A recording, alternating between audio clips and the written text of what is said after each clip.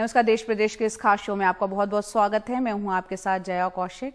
बात कर रहे हैं पश्चिम बंगाल की, जहां पंचायत चुनाव के नामांकन के आखिरी दिन उत्तर दिनाजपुर के चौपदा में और दक्षिण 24 परगना के भानगर में बड़े पैमाने पर हिंसा की खबर आई। कल बंगाल के राज्यपाल डॉक्टर सीवी आनंद बोस ने भानगर का दौरा भी किया और इस बीच मुख्यमंत्री ममता बनर्जी ने आईएसएफ पर हमला भी बोला और सीपीएम, कांग्रेस और उसके सहयोगियों को बीजेपी के साथ मिलकर हिंसा के लिए जिम्मेदार ठहराया। देखते हैं उस पर ये रिपोर्ट। मैं बंगाल के लोगों को भरोसा दिला सकता हूं कि हिंसा इन चुनावों की पहली शिकार होगी। हिंसा का इस तरह चुपचाप सामना होगा कि जो लोग हिंसा को बढ़ावा देने वाले हैं उन्हें संविधान द्वारा कानूनन स्थायी तौर पर खामोश कर दिया जाएगा। बंगाल के शांति प्रिय लोगों को अपनी मर्जी से वोट देने का अधिकार है। फैक्ट फाइंडिंग मिशन पर भानगर गए पश्चिम बंगाल के राज्यपाल का सख्त संदेश। यहीं से मौतों की खबर आई है। उन्होंने कहा कि जो उन्होंने देखा है उसके निष्पक्ष आकलन के आधार पर कार्रवाई होगी। हिंसा के निशान अब भी मौजूद थे। गुरुवार को गड़ी आग अभी पूरी तरह बुझी नहीं थी। राज्यपाल ने ये बताने से मना कर दिया कि उन्होंने मुख्यमंत्री से क्या चर्चा की। ममता बनर्जी ने स्थानीय संगठन आईएसएफ पर हमला किया, बंगाल में हिंसा का जिम्मेदार ठहराते हुए, और कहा कि तृणमूल से ज्यादा विपक्षी दलों ने नामांकन किए हैं। जब आप सत्ता में थे तो लोगों को मारकर अपनी ताकत और मजबूती दिखाते थे। आज बीजेपी कांग्रेस को झूला झुला रही है तो कांग्रेस बीजेपी को। और अब बीजेपी का नया बच्चा आया है जो अल्पसंख्यक आयोग से सामने आया है। एक अकेला विधायक और बड़े बड़े डायलॉग। आज किसने अल्पसंख्यकों को सुरक्षा दी है? हमने। कोई और राज्य नहीं दे सका है। बीजेपी ने मुख्यमंत्री पर हिंसा के लिए हमला बोला है और आरोप लगाया कि उनका प्रशासन कानून व्यवस्था लागू करने में नाकाम रहा। राज्य सरकार कोलकाता हाईकोर्ट के आदेश को चुनौती देती रही है कि पूरे पंचायत चुनाव में राज्य में केंद्रीय बल हो। नॉमिनेशन दाखिल करार जाएगा नहीं। वो कह रही है कि आईएसएफ, बीजेपी और कांग्रेस और सीपीएम को नामांकन का हक नहीं है। शोक मुल्ला गुंडागर्दी करेगा और हर कोई इसे स्वीकार करेगा।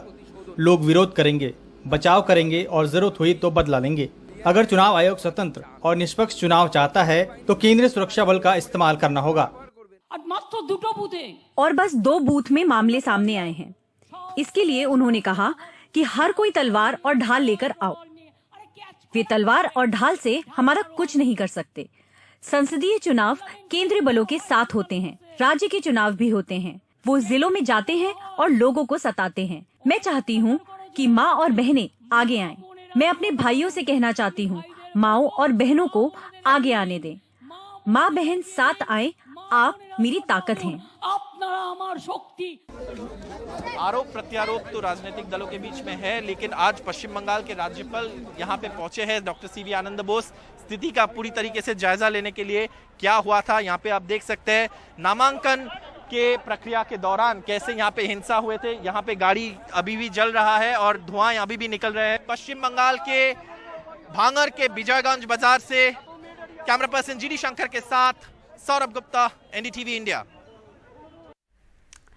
पूर्व प्रधानमंत्री पंडित जवाहरलाल नेहरू को लेकर बीजेपी और कांग्रेस फिर से आमने सामने आ गए हैं। दरअसल दिल्ली में जो बना हुआ है नेहरू मेमोरियल, उसका नाम बदल दिया गया है। यहां पर भारत के सभी प्रधानमंत्रियों का एक संग्रहालय अब बनाया गया है और इसका नाम अब बदल दिया गया है। इसका नाम जो पहले था वो Nehru memorial museum and library था, जो अब प्रधानमंत्री म्यूजियम एंड सोसाइटी के नाम से जाना जाएगा।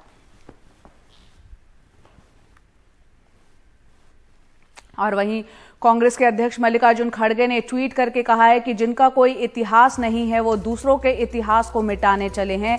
Nehru memorial museum and library का नाम बदलने के कुत्सित प्रयास से आधुनिक भारत के शिल्पकार व लोकतंत्र के निर्भीक प्रहरी पंडित जवाहरलाल नेहरू की शख्सियत को कम नहीं किया जा सकता। इससे केवल बीजेपी, आरएसएस की ओछी मानसिकता और तानाशाही रवैये का परिचय मिलता है। मोदी सरकार की बौनी सोच हिंद के जवाहर का भारत के प्रति विशालकाय योगदान कम नहीं कर सकती। और वहीं कांग्रेस के हमलों का जवाब देते हुए बीजेपी अध्यक्ष जेपी नड्डा ने ट्विटर पर लिखा है, राजनीतिक बदहजमी का ये क्लासिक नमूना है। एक सामान्य तथ्य को स्वीकार नहीं कर पा रहे कि एक वंश के अलावा भी नेता है जिन्होंने हमारे राष्ट्र की सेवा की और निर्माण किया। पीएम संग्रहालय राजनीति से परे एक प्रयास है और कांग्रेस के पास इतनी समझ नहीं कि वो ये एहसास कर सके।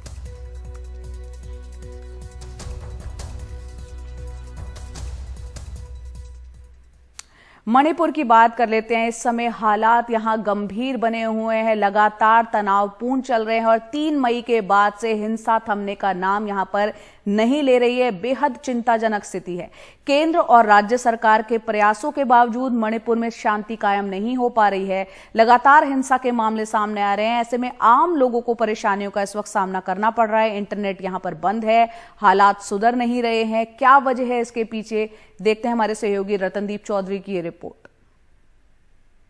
एक बार फिर इंटरनेट पर पाबंदी में इजाफा, क्योंकि तनाव कम होने का नाम ही नहीं ले रहा है। यानी 39 साल की राष्ट्रीय पुरस्कार विजेता डॉक्यूमेंट्री फिल्म निर्माता मीना लॉन्गजाम जैसे के लिए फिर निराशा करने वाली खबर, जिनके कामकाज पर इंटरनेट पर पाबंदी की वजह से बहुत बुरा असर पड़ा है। कई ग्लोबल फिल्म समारोह के लिए वो ऑनलाइन एंट्री ही नहीं भेज सकी हैं।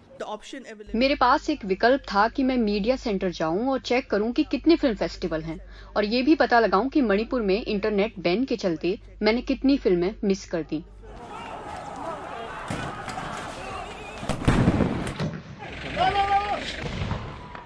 ताज़ा सरकारी आदेश के मुताबिक मणिपुर में इंटरनेट पर पाबंदी 20 जून तक के लिए बढ़ा दी गई है। मणिपुर में जब पहली बार तनाव हुआ था तो उसके बाद इंटरनेट पर रोक लगाई गई थी। 1.5 महीना होने को आया, मणिपुर के हालात ठीक नहीं हैं।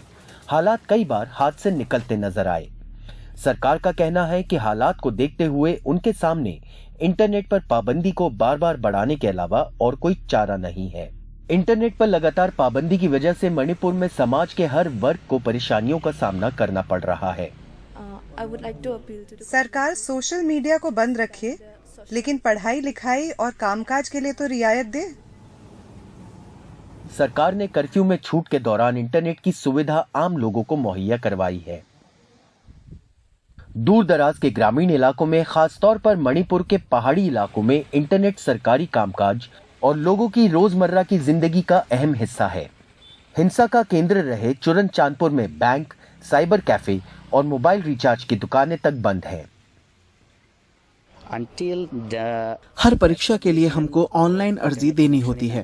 पढ़ाई लिखाई की सामग्री भी ऑनलाइन मिलती है और किसी तरह की सलाह भी ऑनलाइन ही लेते हैं। लेकिन जब तक इंटरनेट ही नहीं है, ये सब संभव नहीं है। हमारी उम्मीदें दांव पर लगी हैं।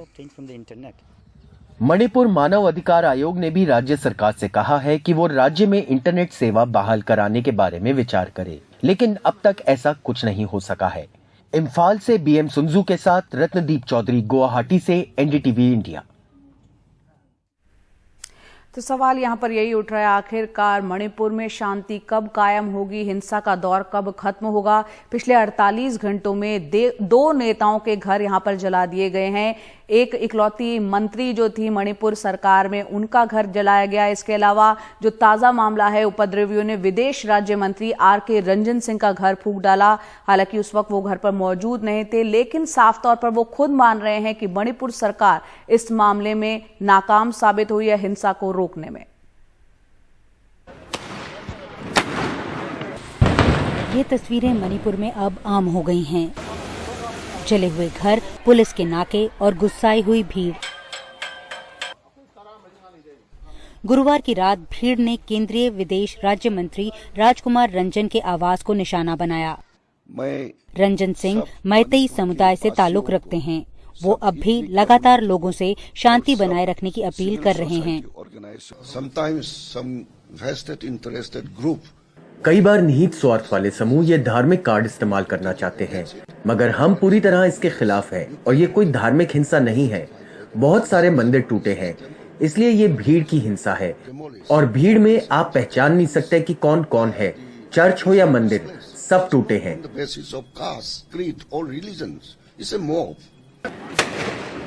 मणिपुर में पिछले 48 घंटों में बढ़ी हुई हिंसा को देखते हुए केंद्र ने डायरेक्टर जनरल सीआरपीएफ को मणिपुर भेजा है ताकि फोर्सेज में तालमेल बेहतर बढ़ाया जा सके। हाल में रैपिड एक्शन फोर्स को लेकर कई शिकायतें भी केंद्र सरकार तक पहुंची थीं।